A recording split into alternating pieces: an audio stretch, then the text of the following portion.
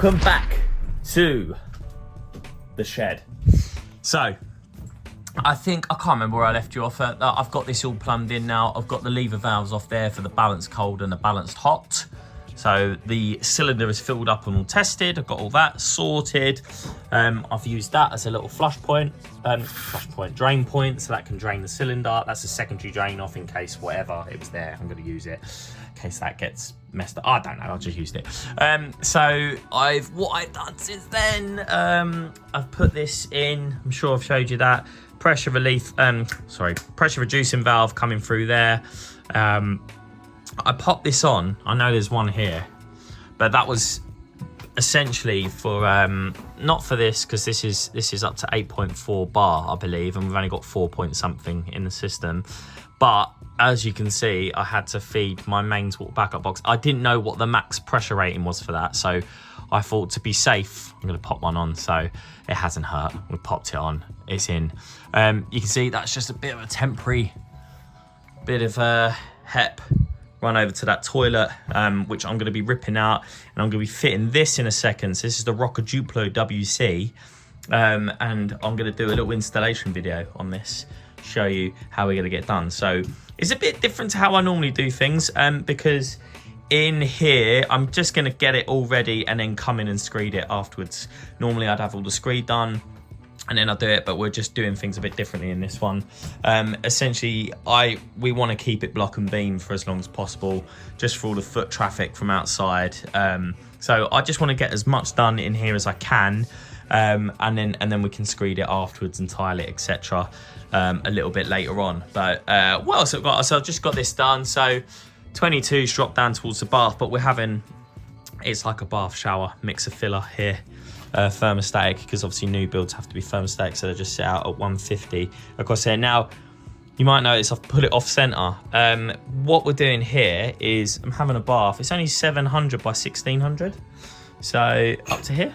It's only a little bath, and obviously it's going to be a filler. Obviously the floor's coming up to them marks there, as you can see, so it's not that high, trust me, but I always set it out about 200 above the bath, and then off the middle of this is going to be a shower hose, and I thought if I dangle it in the bath round, and then I've put this bit of wood of first fix and it can sit on the bracket there, because normally I would stick this out center of the bath, but then when you've got a hose, it's a bit like, where do you put the head, and it always looks a bit weird. So I thought if I just set that off to one side, essentially what I've done is that's the center of the bath, I've just centered it of that half, and then I'm going to put it next to here, so it looks quite nice, and we'll have the hose like dangling in the bath here off. It's quite good because when you turn the taps off, that sort of shower head, it will run into the bath. That's why I wanted the head this side and the bath tap there, because when you're out of the bath you can turn the tap on nice and easy. It's just going to go into the bath, but the shower head's over there, because you know, when you turn it off, it's going to dribble, and I just want it just going into the bath. I don't want any mess anywhere. So that's that. So we're just going to have a little sit down bath here, toilet over there. I've got a vanity basin going here, an electric towel rail going here, because it's all electric at this house. So that is what we're doing. And then on the box in here, I've allowed for it. I've got a little cupboard that's going to match the vanity unit. That'll just go above the toilet there for a bit of storage and whatnot. It's just going to be this little space from here to the toilet, just a nice bit of open space. Might be able to put a plant there or something, I don't know, but we'll get to that stage a bit later. So yeah, what I've got to do now is a bit awkward, because I've got to take out the temporary toilet for the job, and then they're going to have a wee in a bucket and stuff whilst I fit this. And then once this is fitted, I can then rig it back up. What I tend to do is I just obviously, because that's going to sit up at the correct height, and as I just said, the actual finished floor height is them lines there. So what I'll probably do is I'll probably get some concrete blocks and just sit them on the floor there, and then they'll have to step up to use the loo, because obviously the outlet's going to be a lot higher than that one. So right, let's get this done, let's get this unpackaged. Right, let's show you this. I was going to do a full installation video on this, but I got the ump, so I didn't, and I just got it in. I had a really, really bad day today. So, but anyway, I wanted to show you this. So I bought this off of Amazon. See It's a Geberit one. It's about 18 quid or something just for this fill valve here. And the reason I did that is because, as you can see, I'm sending a rainwater harvest, which, if you look at the pipework, hopefully there's enough of it down there. Yeah, it's kind of like a black and green colour. That's the HDPE pipe that you need in black and green. So that's that. Now, ironically, when I unpackaged it, the ROCA fill valve actually is green. It's like amazing. So I thought it'd be blue, but it's actually a green colour. So what I've done for the minute is I've put the toilet on just the mains water, obviously, because that's live, that's what we need. So I'm going to put that on there, and that's blue. And then, like, this has just worked out perfectly. This is green. So that just goes off, and that goes to my rainwater. So I'm going to do this for the whole house. So essentially what I will do is just move that flexi onto there, and then it will fill with rainwater. And if I keep getting constant problems, I shouldn't, because I've got my triple filter, and I've got my triple filter over there. But being the kind of guy I am, and it's the sake of running one more pipe, which is no bother for me, if I keep getting problems with this, then I can put it back on the mains water and fill the toilet up with that. So yeah, for 18 quid and a bit of pipe work, well worth doing in my eyes. So yeah, super happy with that. Let's try, and I've got to put a load of blocks down now, and then I can plumb this toilet back in temporarily. I first fixed the toilet. As you see, I've made a bit of a throne, because as I said before, that's the finished floor height, then marks there. So the time you factor that in with the frame and that, what's great about the frame is obviously you can get it all in on this stage, and it can be screeded round, no problem. So that's all plumbed in there, lovely. And I've just sort of done this as a temporary toilet, so I've got that in. I'm just praying that this flush pipe doesn't leak, like that cone there. I'm going to test it in a second. So I've got that all plumbed in. That's the rainwater connection from the tank, and this is the mains water connection there. So what's great with frames is you normally get a couple of options when you're plumbing them in. So it's worked out perfect for here. So I just took the cap out of that, put my rainwater into that, and then that's my mains water. So it makes a nice, easy, neat job of that. So that's done, and then some little stepping stones, so you don't have to dangle your legs off the toilet. And I've just got this in. So this is for the basin. Now I've dropped these pipes down the centre of where the basin is, but you'll notice that I've come to one side. This particular basin from ROCA is an 800 basin, so it goes right, I think, to that mark there roughly. But the basin is off centre, and then it's got like a bit of a sort of a shelf here, and like more storage, because so the basin I think is 460 or 480 off memory, I can't really remember. So that's going to be center of the bowl, and then this is like a big platform here. So you can see what I've done is I'll just, for the sake of this video, height of basin, so that's where it's going to finish. That's the bottom of the basin, that's the finished floor. This is the waste pipe height, which from their drawings it wanted to be 530 millimeters, so that's there. That's the bracket height where the screw hole is going to go. Obviously they're over here, so about there. So I put a nice big, I had this off cut, so I had them two off cuts. So I just screwed them in, so I've got plenty of place to get that through. We're applying this, but it's just nice to have a proper solid fixing while you're doing it. Then the hot and cold is 610, I believe. So that's the height of these two. So I thought I'd do this video whilst wait for these to cool down. They've cooled down now, so where are you little rascals? So I love putting thumb vents in for caps. I've done this for absolutely years.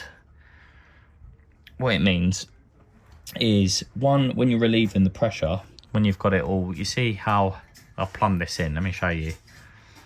So how I've plumbed this in is obviously it comes, balanced cold goes up into the ceiling here, and same with the hot goes up.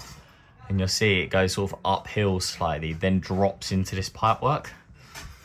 So now everything from this pipework here can go, it can all be drained down. So when you're draining it, so same there, you see how I've like come down for the hot, and same with the basin.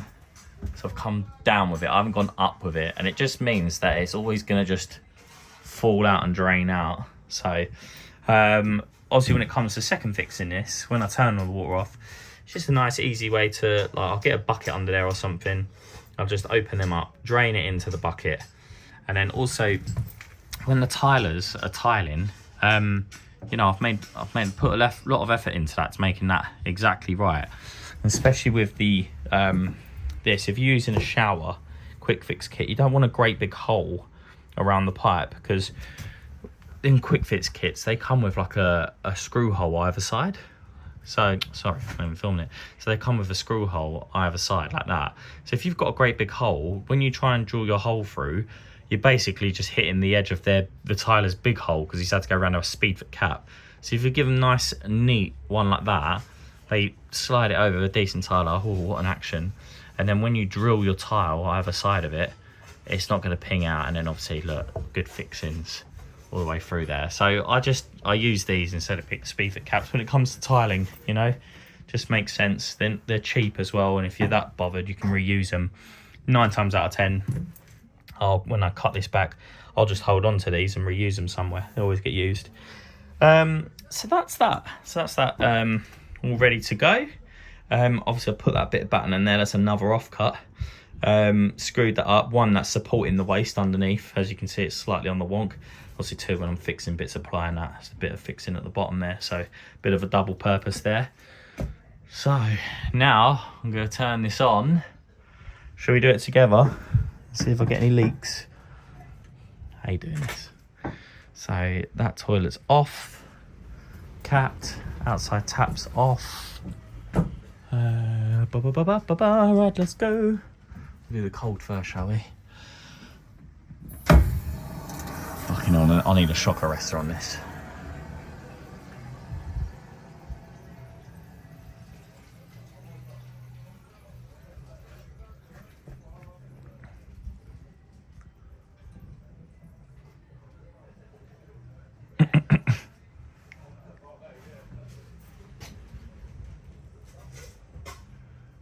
Because the wind's there, hanging me out, I can hear like the wind. I'm like, what's that? Or is that something?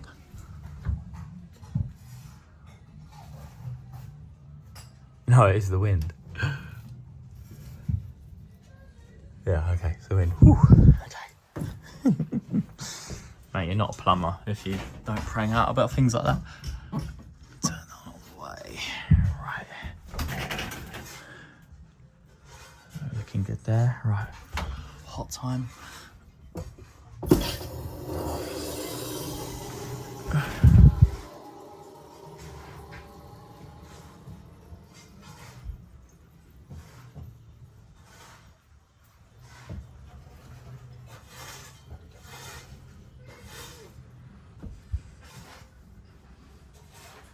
Hot, and this one goes round.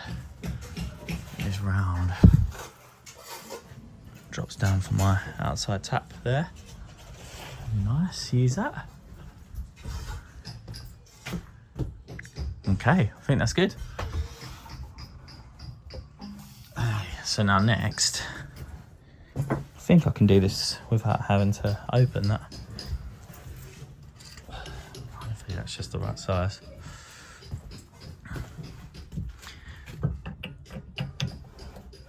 Yes.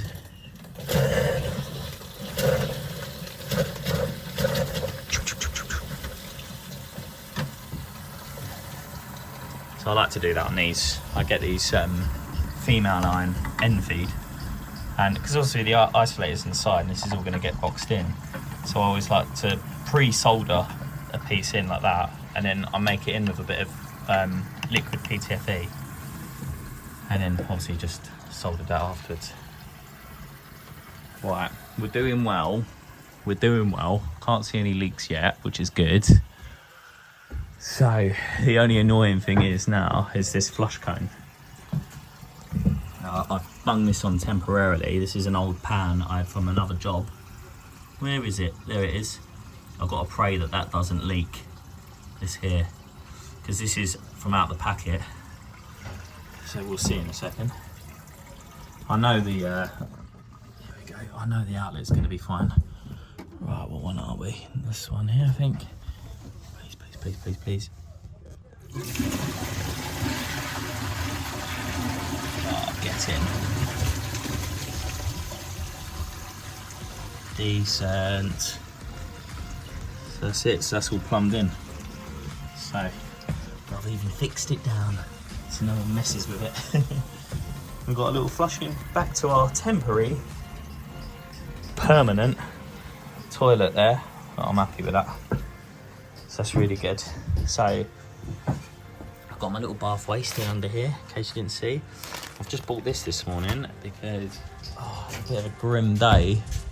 It's been lovely the whole time, and I've chose today to do it like some sort of wombat, but I got this in. I've put this bit of OSB up for my extractor fan, and I used my little trick with my laser level from my 360. So what you do, you screw this up first, but you put your laser level center and center of that, so like from the floor. So you set your laser level up on the floor with the cross on it. You put the cross through the center of that hole, leave it there, don't touch the laser, screw your bit of wood up, and then obviously the laser then shows the center of where it is. Then you can drill your hole saw through, and it worked out lovely. Look, it's bang on. So I've got a bit of stack today, so I'm going to pop that up through, put my mushroom on. Got my little mushroom cap somewhere. Where are you? Here. Oh, I've got that. So that can go on the top, up there. And then what I'm going to do is here, when that goes through like so, I'm going to stick that through like that, and then basically I'll probably bring that down about there. So then when the plasterboard goes around that other one, and they've just got a hole there, they can stick straight into that with the extractor, and I'll put some like CT1 around that or something. It'll hold it dead still, and then when they come to second fix it, it'll be lovely. Nice.